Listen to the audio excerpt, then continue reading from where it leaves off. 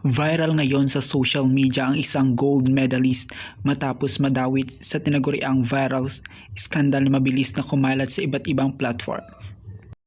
Sa gitna ng kanyang tagumpay at selebrasyon, bigla na lang umingay ang intriga na ikinagulat ng maraming netizens.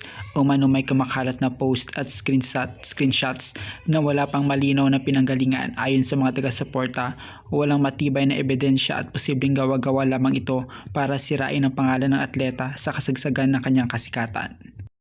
Talamak na nga ngayon sa iba't ibang social media platforms ang mga larawan ng babae na mayroong sensitiving video na patuloy na pinagpipistahan online world. Dahil sa diskusyon ito, lalong uminit sa social media kung ano nga ba talaga ang totoo sa likod ng viral na larawan at video na ipinapakalat sa kasalukuyan.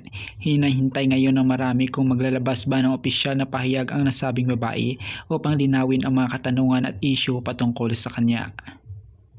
Instant viral pa rin nga sa online world ang babaeng tinaguri ang Philippine gold medalist dahil dito maraming netizens ang nagtanong kung saang palaro nga ba siya nagkampiyon at ilang gold medals ang kanyang napanalunan.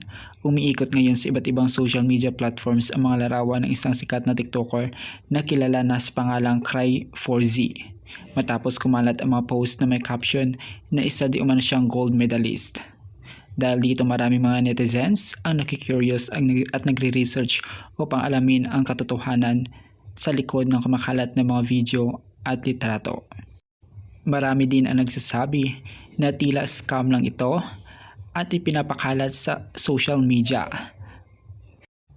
Pero ang totoo, isa pala itong scam o phishing na kapag napindot mo ang link ay biglang mahahack ang inyong Facebook account. Kaya naman, maging mapanuri tayong lahat at huwag basta-basta maniniwala sa mga post online.